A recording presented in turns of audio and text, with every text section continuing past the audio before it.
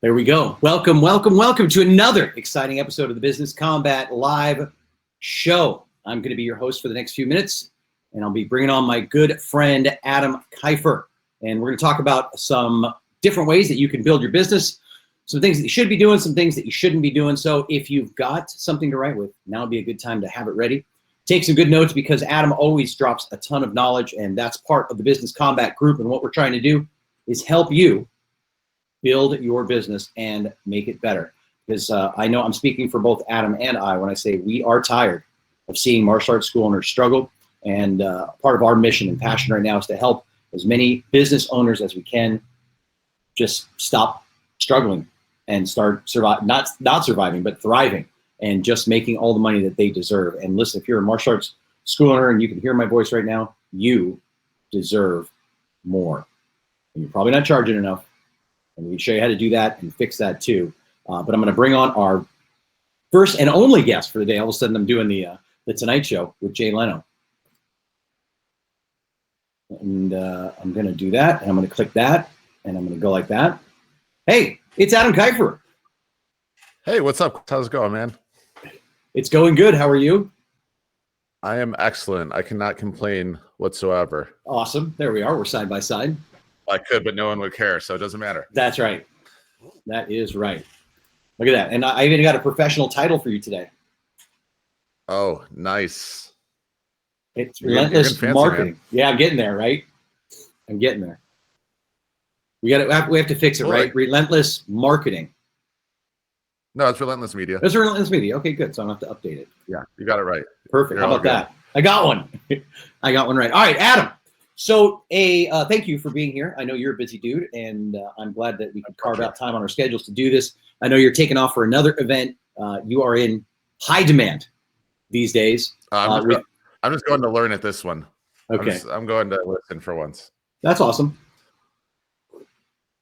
But you are in high demand because you, like me, are out there helping school owners win. You are helping to drive more traffic, really, than people have seen in over a year or two, at least, with getting new members into martial arts businesses. I'm a fan of the stuff that you do and the products that you turn out because it's always high quality stuff, which is why I like working with you. Besides the fact that we've been friends for a little bit now, but yeah, you know, you're out there trying to help people win the game. And listen, before we get started, I just want to let you know that after our last conversation, I got popped on you. Oh, you're rivaling me now. I got to bring the ones from home now. Yeah, there you go. And I only got one scorpion one. Well, I actually have a bunch. We had our Red Dragon owners meeting today, and one of the guys asked me, "Why do you have so many?" And I go, "They're hard to find." And one of the students at one of our studios I found is a pop collector, and she's like, "I think I have about a dozen of these if you want them." And I'm like, "I will take them." Yeah. But I can't get them. But it's cool because I give them out, and I sign them to people and give them away on some of the events and things that we do. So it makes a good gift. Because then what happens is, and my dad told me it's a funny thing. So people have been hitting me up for my autograph on like pop figures and pictures, and then going to eBay and selling it. Yeah, because they hit me with like, "I'm such a big fan. I love Mortal Kombat. Scorpion's my favorite." And then like a week later, I send it back to them, and then they go, I didn't believe my dad. He goes, "I'll show you." And he pulled up eBay, just typed in my name, and like and I go, "Hey, I just signed it for that guy. Just signed it for that guy." And then I got mad. I got mad for a second, and I was like, you know what? Good for them. They're good little hustlers, whatever.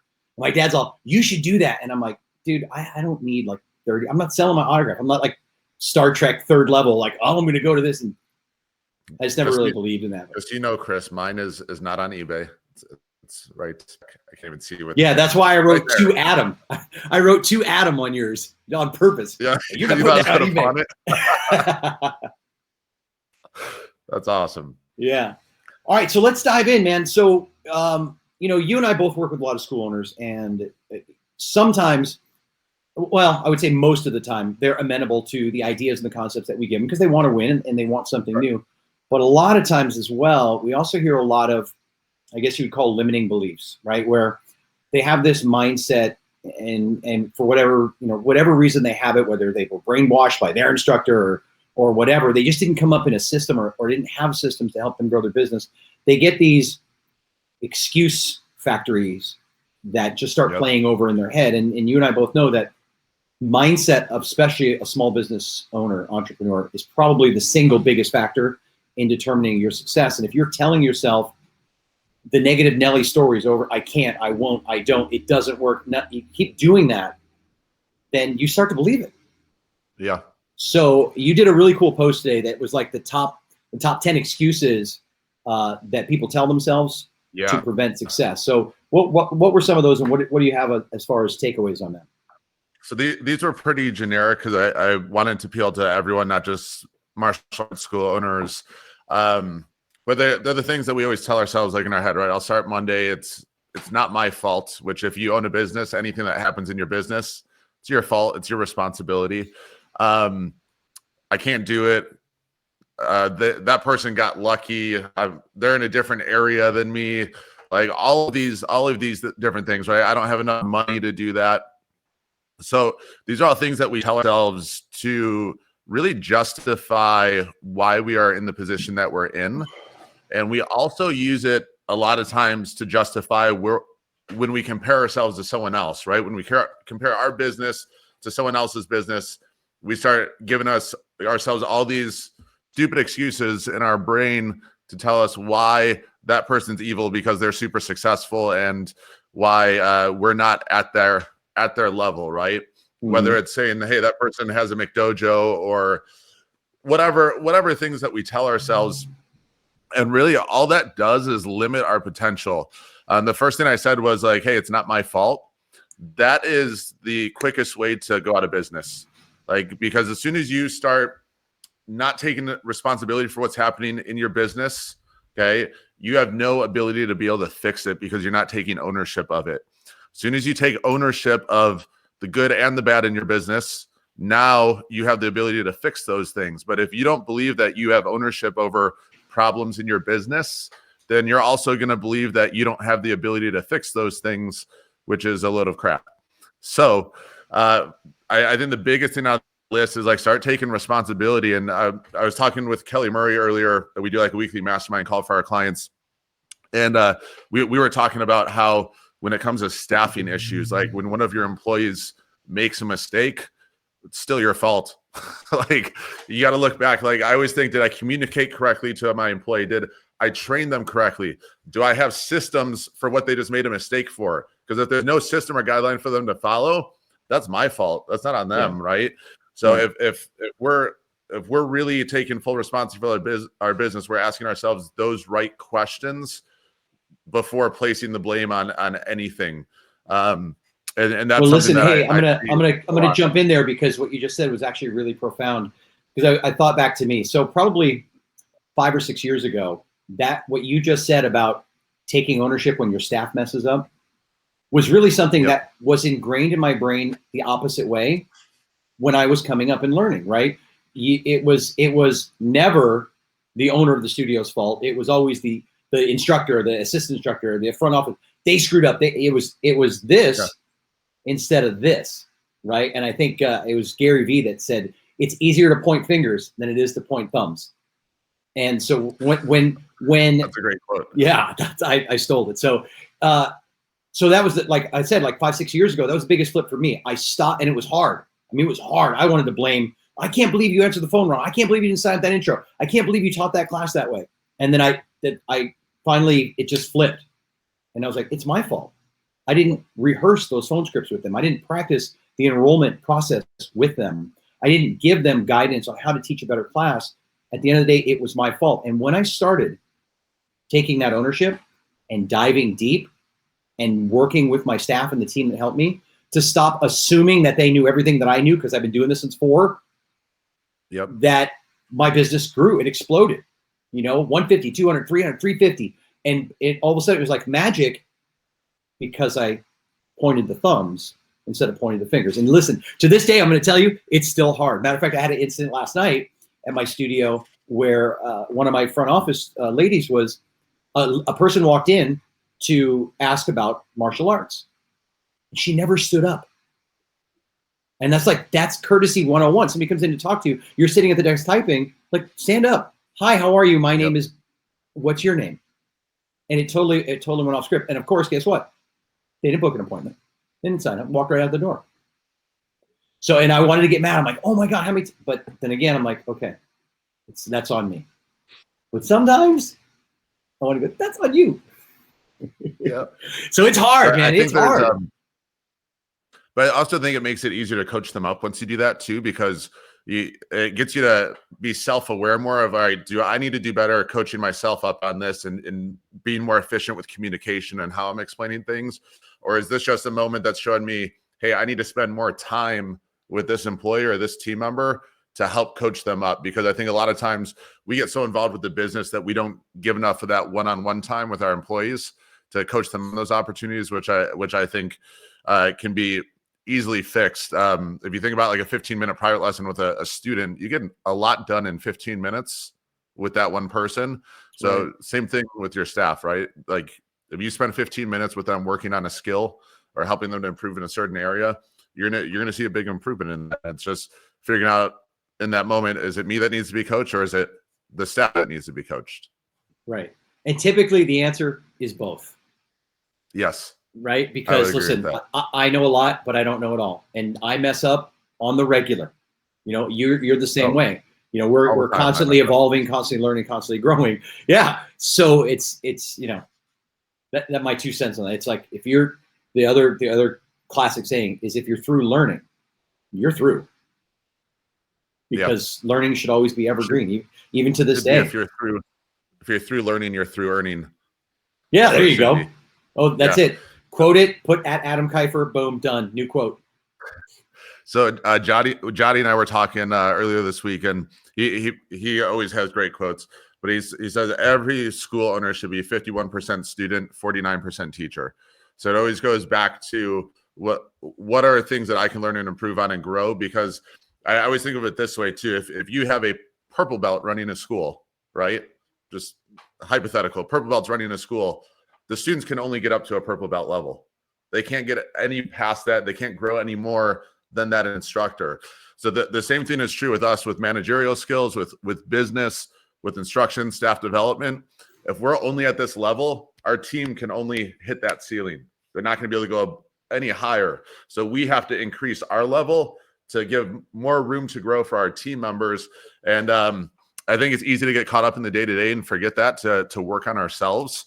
But that's also why time management is really important as a business owner. Like for me, I actually have to write in my daily schedule and block out time that's like read, family time, date night. Like if I don't put it in there, I just get caught up in whatever I'm working on, and we'll miss out on those opportunities to grow.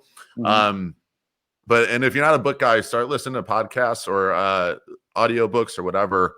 But just find those ways, courses, whatever it is. I'm curious, Adam, is there a podcast that martial arts school owners should listen to? Yeah, no clue. You have any recommendations? Yeah, I heard there's this one by this guy, Adam, that does this relentless entrepreneur thing. And you don't have to see his face because it's all audio. So there's a bonus for everyone that's watching this. You just listen to it. But listen, you touched on something really important, and that's time management. And I'm gonna do you one better is and I learned this myself. There's no such thing as time management. There's only you management. And because managing time moves no matter what. It's just a matter of managing you through it. Now, this is important, especially like you have a staff, I have a staff, we have a team of people, I've got a chain of schools. But when you're a solo entrepreneur, it's just you. Like what Adam just said and what I compounded on is critically important, because you only have a certain finite amount of time during the course of the day to get your business moving and growing. Because when classes start, if you're trying to do other stuff, then you're not focusing on your members who are there and present with you. Those members are the ones that end up quitting. And then your retention starts to drop. And then now you have to work harder to drive more traffic because you're not focusing on the things on the floor, because you didn't manage you during the course of the day. And what Adam said is great. Like you just block out sections of your day, and that's another thing that I get on a lot of martial arts school owners about too, is the fact that, they'll come in an hour before their classes start. You can't run a successful business like that. A manager doesn't even do that. No. Now, listen, I get it. If you have another job and your studio is your hobby and stuff like that, like I get it. I understand it. Everybody's different and unique. But if you're the person, if you're like me or you're like Adam, you're like, we're running a full-time business, a professionally run martial arts business that teaches high quality martial arts. you can't come in at 1. Like what I tell people is from 9 o'clock in the morning till 3 o'clock in the afternoon, that's my business time. Marketing, calls, mailers, Facebook ads, posts. That's it. That's what I'm doing the work of Red Dragon. 3 o'clock starts, classes start. Now all my stress gets to go away because I can focus on teaching the best classes possible. Yeah.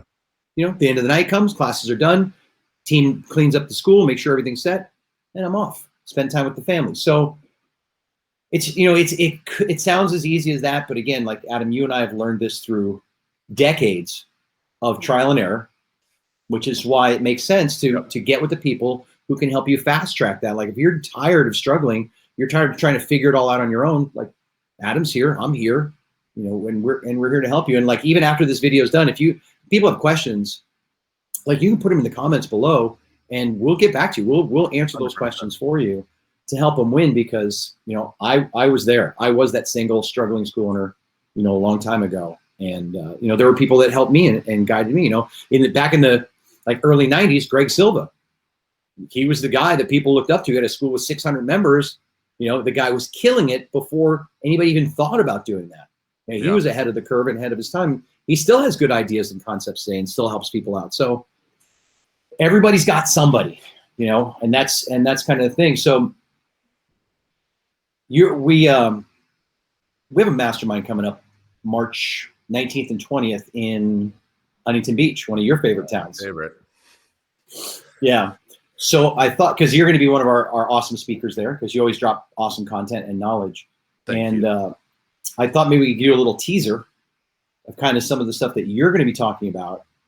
We have a full lineup of guest speakers and potentially a special guest whose initials are MK. Mortal Kombat. I know. That's all I think of. But we got 1, 2, 3. I got 4 speakers lined up, and you are one of them. That's awesome. Yeah, it's funny. Everyone right now sort of thinks of me on the paid advertising side, which I'm glad they do, because that's what we do really, really well. Right. So I wanted to go a little different with what I was speaking about your mastermind and talk about 7 ways to get new members without spending any money, because I know that there's that's like one of the biggest things I hear from people, like, hey, I really want to sign up for your service. They like message me on Facebook, but I'm not quite ready to spend money on marketing. I get that. Marketing also you got to see as an investment, but there's also other things you can do. And even myself, who I love Facebook marketing and Instagram and Google marketing and all of that, I don't want to put all my eggs in the digital marketing basket. I want to make sure that, like, if I always think of marketing like a table, the more legs you have on the table, the sturdier it is. So if I have 20 legs on that table and Facebook shuts down tomorrow, I still got a pretty darn sturdy table that's going to hold up my business. So I want to show you guys really easy things that you can implement, and it doesn't require redoing new systems or anything like that. It's just strategies that you guys can grab and start running right away. And we did one of these strategies in October for our school. So what I did is I turned off all my ads in October, which, if you know me, like, I never turn off my ads. My staff was even shocked that we turned off our ads for October, but we turned off all of our ads, and we did this one campaign, just leads that we already had in our system. That month we had 27 appointments booked. We had we had 28 appointments booked, 27 showed, and then we had 23 enrollments, all from just using a list that we already had that was just sitting there. Because a lot of you guys, if you ever run ads or do boosts or whatever you're doing to get leads, you're paying for those leads. If you're paying $150 to rent a booth, all those leads, you're still paying for those leads. So a lot of us, we get those leads, we call them a couple of times, we send them a couple emails, and then we don't hear back from them. And we're like, all right, on to the next one. And then we never do anything with that lead ever again. And that's just money sitting there. Okay, think of your email list or your prospect list like a bank account. Okay, you have all this money sitting in there, and I don't want money just sitting in a savings account. I want to take it. I want to compound that interest and build it up and make more money with it. Right. So you have all of this money in your savings account, and it's about taking that money in your savings account and turning it into stock, so it's growing your money more. Right. And the way you do that is by finding ways to reactivate those leads by using the right wording. And if you guys are going to Chris's mastermind, just so I don't give away everything right now, I'm going to give you guys the exact wording to use to reach out to your list to be able to generate like probably one of your best months ever, just using text and email prospecting. And there's another little secret nugget in there that we're going to teach you guys at the mastermind as well. Yeah, I'm holding up the good stuff. Yeah. But it's really easy to implement things that people just don't think about for a lot of these things that I'm going to be teaching. And it's something that everyone that's listening to this or that's going to be at the mastermind already has the tools to be able to pull it off. It's just changing up the strategy, because I also see another big thing that our industry is still sort of stuck on is just email marketing, which email marketing is good, but average open rates of an email, 30% for like a first email, and then it's going to drop by 10% this one and 10% the next one. You're going to see it continual decline on those open rates. Whereas text messaging, it's a 97% open rate. So I would rather have 97% of my leads seeing what I'm messaging them instead of 30%, right? Yep. And we'll still use both same hand in hand. And then the emails that we've developed for this same campaign have a 50% open rate, which for email is almost unheard of right now. So we're really good at creating subject. Yeah, we're really good at creating subject lines that get people interested and wanting to see more. And then our click-through rate on the links is about 25%, which for email is amazing because it's usually 3 to 5% for click-through rates. But we're not only going to teach you guys how we do that, but we're going to give you guys everything you need to actually run a campaign like that yourself. And that's just one of the 7 things that I'll be going over in my presentation. Okay, great. Well, you're going to have to come up with another one. So you have a full 7 because you just did one right now. Now you only have 6 more. But yeah, but I didn't give all of it. I know. There's more. No, it's awesome. And really, Adam, see, that's one of the things I like about you. It's why I enjoy working with you and having you at our events, because you're like me. You teach tactical and practical, not theory, right? We could come up with an idea and go, oh, hey, try that. But it's the stuff that you put out and the stuff that I put out isn't a guess. It's we did it. Yeah. We tweaked it. We made it better. Now here it is for you. So you know why I think that is, why we have that in common, is because both you and I own martial arts schools, and we don't want to do anything that's a guess or a theory in our own business because we know it's going to be a waste of time and resources. Also, like, I don't want to just be trying things to stress out my staff and overwhelm them. Like, I want to be able to use things that actually work. And I think that's just a respect thing that we have for the people that we work with, is like, hey, we don't want to waste your time with what ifs or maybes. Like, we want to give you things that we know if you put your time into it, you're going to get that return on your time, and return on any money that you put into it as well. And that's really important. And it's been cool because as we've run the agency and have it really building pretty fast right now, one of the biggest things that people tell us is like, man, we've been with 5 other agencies. The best thing about you guys is you guys care about our results. Like, you guys reach out to us if there's something off or if lead cost is up a little bit, we get a text or email from you like the same day to let us know, like, hey, like, we're seeing this trend. We want to do this. Let's start pivoting this way and get it done. And I think it's just because it's how we run our business. Is we have certain standards that we set for ourselves, and then you and I also set those same standards for the people that we work with to make sure that we're getting those same results and we don't accept anything less, which I think is why you and I get along so well. I concur. Yeah. I concur. I look at like my coaching clients and the men and women that I work with to help them build their business. I look at them the same way I look at my martial arts students. They're a representative of me. So, right, if I teach somebody martial arts and I put a black belt on them, I want them to be able to stand up in front of a group of people and perform and be badass, or get in a fight and defend themselves. The same way that anybody that I work with in business, it's the same thing. Like, here's the model, here's what I'm doing, here's what I know is going to work for you. Now we fit it into your guide, into your plan, and what makes sense for you to build your business. So it is tactical and practical. And you said it yourself, like, we have studios. Like, I test out a lot of stuff at my studio. It's my laboratory. It's my proving ground, really. It's the Autobahn for martial arts, right? It's where I take all my ideas and I'm like, okay, so what if we do this? What if we do that? What if we do that? So sometimes my staff looks at me and like they cross their eyes. but they know at the end of the day, like, okay, we trust them and we're going to move forward and we're going to try it. And some of the stuff, most of the stuff works. Some of it doesn't. But I'll never launch something that doesn't work. That's why I'll fail first before I let anyone else in front of me fail. Yeah, I agree. And I think it's important too that our staffs know that that's part of our process, so that way they know there's a method to our madness. Yeah. Sometimes they come in, they go, Shion, how much espresso have you had today? Like, because that idea is kind of whack. And I'm like, well, that's my cup. I don't know. 5th cup and pre-workout and ready drink to go. A Bang energy drink and a Rain, and then you're good to go. Just mainline them. That's awesome. All right, man. We got a couple minutes left. So here's the deal. Our Mastermind event is coming up March 19th and 20th in beautiful, sunny. You notice I'm in a t-shirt today because it's only 70. Sunny California, and it's at the beach. And the hotel, Adam, you want to tell about the hotel? Okay, this is like probably one of my favorite hotels to stay at. The view is amazing from the hotel room. It's super high end. You get it like cheap, way cheaper than their normal rates too. Yeah, I love everything about it. Dennis Rodman was at the hotel last year, remember? Yes, he was. Yes, he was.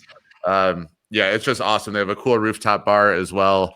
Like, Chris texted me. He's like, hey, we're thinking about doing the next one in HB. I was like, do it right now. I'm in. Sign me up.